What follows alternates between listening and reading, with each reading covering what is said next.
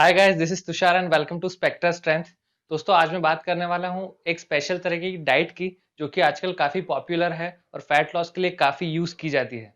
तो उस डाइट का नाम है कीटोजेनिक डाइट। आज मैं बताऊंगा कि कीटोजेनिक डाइट होती क्या है, उसकी हिस्ट्री क्या है, उसके एडवांटेजेस क्या है और उसके डिसएडवांटेजेस क्या है। तो सबसे पहले हम जानते हैं कि कीटो डाइट होती क्या है।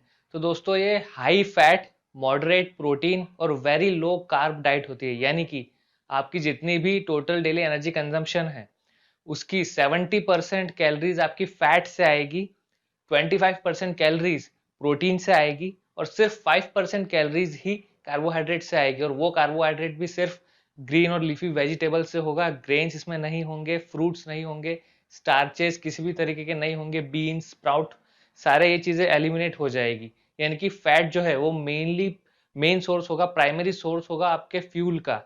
और प्रोटीन जो रहेगा वो मसल्स के लिए और बॉडी के दूसरे फंक्शन को पूरा करने के लिए ज़रूरी है, सिर्फ उतना ही देना है बॉडी को। तो दोस्तों, अब आ जाते हैं इसकी हिस्ट्री के बारे में। तो इस कीटोजेनिक डाइट को डिज़ाइन किया गया था डॉक्टर्स के द्वारा और रिसर्चर्स के द्वारा हॉस्पिटल्स में, स्पेशली उन बच्चों के लिए जिसको कोई ब्रेन की फंक्शनलिटी में प्रॉब्लम है, जैसे कि एपिलेप्सी हो गई, अल्जाइमर्स हो गई। स्पेशली एपिलेप्सी के लिए डिजाइन किया गया था। तो जब उन बच्चों को हाई फैट डाइट पे रखा गया तो ये देखा गया कि उनका जो ब्रेन का फंक्शन है वो सिग्निफिकेंटली बेटर हुआ पहले के मुकाबले। उनकी जो ग्रोथ है वो काफी नॉर्मल की तरफ जा रही है, जो कि पहले नॉर्मल नहीं थी, एब नॉर्मल थी। तो इसी डाइट को कैरी ओवर किया गया जो एल्डरली पेशेंट्स है, जो 40+ है, 50+ है, उन पे ट्राई किया गया। तो उनके साथ भी ये देखा गया कि उनका ब्रेन का फंक्शन काफी इंप्रूव हुआ है और उनका फैट लॉस सिग्निफिकेंटली हुआ है। काफी लीन होने लग गए थे और मसल लॉस भी नहीं हो रहा था उनका। तो दोस्तों, अब इस कीटोसिस के 4 लेवल्स होते हैं। सबसे पहला होता है न्यूट्रिशनल कीटोसिस, यानी कि इसमें अगर आपका ब्लड कीटोन लेवल 0.5 मिलीमोल पर डेसीलीटर से लेके 1 मिलीमोल पर डेसीलीटर के बीच में है, तो मतलब आप न्यूट्रिशनल कीटोसिस में है। यानी कि आपकी बॉडी में कीटोन्स बनना स्टार्ट हो गए हैं और उसका थोड़ा बहुत इफेक्ट आपको देखने को मिलेगा। दूसरा लेवल होता है ऑप्टिमल कीटोसिस, जिसमें कि ब्लड कीटोन्स का लेवल 1 मिलीमोल पर डेसीलीटर से 3 मिलीमोल पर डेसीलीटर के बीच में होता है।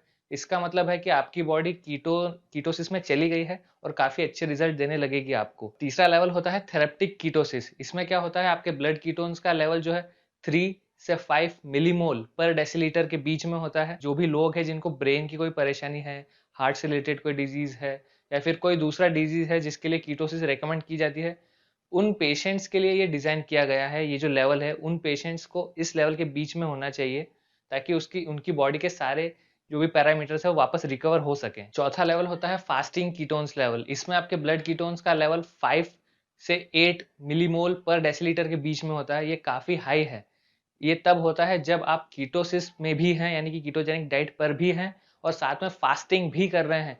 तब आपके ब्लड के अंदर कीटोन्स का लेवल काफी स्पाइक होता है। इससे ज्यादा सिर्फ उन लोगों को ही होता है जो लोग डायबिटिक हैं।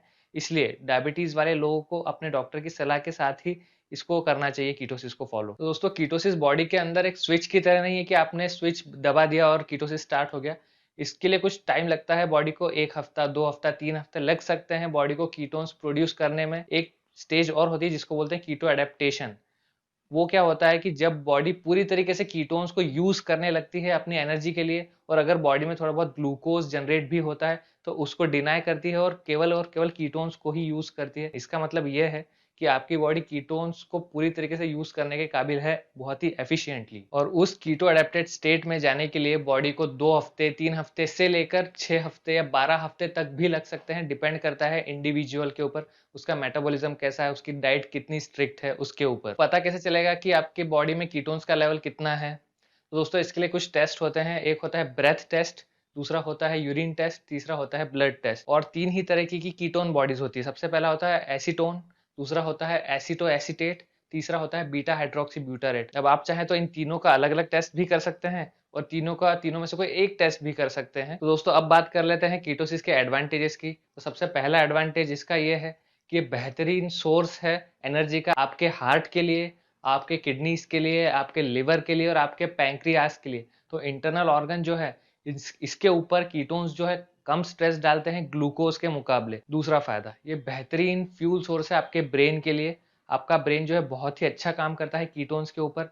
आपको एंग्जाइटी नहीं होने देता, आपका फोकस, आपका अटेंशन लेवल काफी हाई रहता है और ये हमको ब्रेन फॉग भी नहीं होने देता। यानी कि हम कई बार बोलते-बोलते भूल जाते हैं कि हम क्या बोल रहे थे या फिर कुछ काम करते-करते भूल जाते हैं कि हमको क्या करना था, किस तरीके से करना था।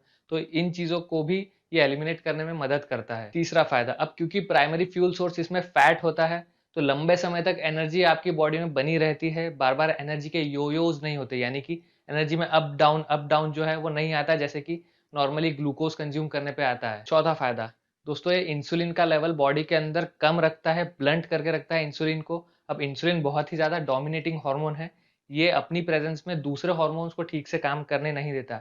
अब जैसे ही इंसुलिन कम होता है बॉडी में, तो दूसरे हार्मोन जैसे कि adrenaline, noradrenaline, epinephrine, norepinephrine, growth hormone, testosterone और भी दूसरे एंजाइम्स काफ़ी अच्छे तरीके से काम करने लगते हैं और बॉडी जो है अपने आप को हील करने लगती है, रिकवर करने लगती है और पहले से ज़्यादा एफिशिएंटली काम करने लगती है। पाँचवा फ़ायदा, अब क्योंकि आपकी बॉडी डिपेंड करती है फैट के ऊपर एज़ अ फ्यूल, तो ये आपकी बॉडी का फैट भी यूज़ कर सकता है as a fuel source, but depend करता है कि आपने अपना कैलोरी का बैलेंस, अपने मैक्रो प्रोपोर्शंस कितना बैलेंस करके रखे हैं, कितना प्रॉपरली रखे हैं। छठा फ़ायदा, दोस्तों ये उन लोगों के लिए भी अच्छा है जिसको हार्ट की डिजीज़ है या फिर डिसलिपिडेमिया है, यानी कि फैट और कोलेस्ट्रॉल, ट्राइग्लिसराइड्स का लेवल ब्लड में बराबर नहीं है। इसके अलावा जिसको भी ब्लड प्रेशर है, शुगर है, उन लोगों के लिए भी काफ़ी अच्छा है ये। और तो और कई जगह, कई रिसर्च हॉस्पिटल्स में कैंसर के ट्रीटमेंट के लिए भी ये डाइट दी जाती है, क्योंकि कैंसर सेल्स जो हैं वो ग्लूकोज के ऊपर फीड करते हैं, यानी कि ग्लूकोज उनका फ्यूल है। तो अगर आप ग्लूकोज कट कर देंगे डाइट से, तो कैंसर सेल्स भी धीरे धीरे खत्म होने लगेंगे या फिर उनके बढ़ने की स्पीड जो है वो स्लो हो जाएगी। सातवां फायदा, दोस्तों ये उन लेडीज के लिए भी अच्छा है जिनको पीकॉस की प्रॉब्लम है, यानी कि पॉलीसिस्टिक ओवेरियन सिंड्रोम। अब उसमें क्या होता है, इंसुलिन और टेस्टोस्टेरोन दोनों काफ़ी हाई हो जाते हैं, जो कि लेडीज़ की बॉडी में नहीं होना चाहिए। उनकी बॉडी में प्रोजेस्टेरोन और एस्ट्रोजन दोनों हाई होने चाहिए। तो इंसुलिन और टेस्टोस्टेरोन मिलकर गड़बड़ करते हैं, हार्मोनल इम्बैलेंस करते हैं। तो कीटोसिस आपके हार्मोन्स को वापस नॉर्मल लेवल लाने में भी मदद करती है। तो अब बात कर लेते हैं इस डाइट के डिसएडवांटेज के बारे में। तो सबसे पहला डिसएडवांटेज जो है वो ये है कि आपको through out the course of this diet काफ़ी डिसिप्लिन रहना पड़ता है, काफ़ी कंसिस्टेंट रहना पड़ता है, यानी कि आप हर हफ्ते या महीने में 1 आध 2 बार चीट मील नहीं ले सकते।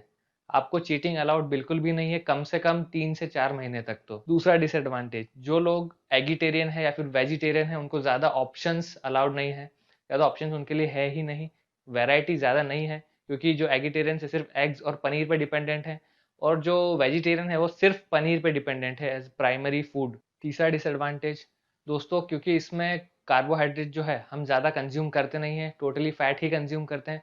तो कार्बोहाइड्रेट क्या करता है, बॉडी में ढेर सारा वाटर जो है रिटेन करके रखता है। अब जब कार्बोहाइड्रेट बॉडी से चला जाता है तो ढेर सारा वाटर भी शेड होता है बॉडी से, जिसके कारण इलेक्ट्रोलाइट लॉस भी होता है बॉडी का थोड़ा बहुत। तो आपकी बॉडी में ज़्यादा इलेक्ट्रोलाइट जाएगा नहीं, तो आपको डिहाइड्रेशन फील हो सकता है, यानी कि आप लेमन वाटर और ब्लैक सॉल्ट कंज्यूम करते रहें तो बेटर रहता है इस डाइट के ऊपर। चौथा डिसएडवांटेज, अब इस डाइट में जो फाइबर इंटेक होता है काफ़ी कम हो जाता है, क्योंकि ग्रेन्स, बीन्स, स्प्राउट्स ये सब हम खाते नहीं है। मेनली फाइबर का जो सोर्स होता है वो होता है हमारा ग्रीन एंड लीफी वेजिटेबल्स। अब क्योंकि मीट में, एग्स में, पनीर में फाइबर तो होता ही नहीं है, तो डाइजेस्टिव प्रॉब्लम थोड़े से हो सकते हैं इनिशियली। तो आपका फ़र्ज़ है कि आपको ज़्यादा से ज़्यादा सब्जियां खानी हैं, यानी कि ग्रीन और लीफी वेजिटेबल्स ये आपको ज़्यादा से ज़्यादा कंज्यूम करनी है। तो दोस्तों ये था हमारा इंट्रोडक्टरी वीडियो कीटोसिस के ऊपर। अगर आपको वीडियो पसंद आया हो तो प्लीज़ लाइक करिए, सब्सक्राइब करिए और शेयर करिए अपने फ्रेंड्स और फैमिली के साथ। और फ्यूचर में मैं आपके लिए और भी कीटोसिस के ऊपर वीडियोज़ लाता रहूँगा। मिलेंगे हम जल्द ही नेक्स्ट वीडियो में, तब तक के लिए सेफ रहिए, स्ट्रॉन्ग रहिए। This is Tushar signing off.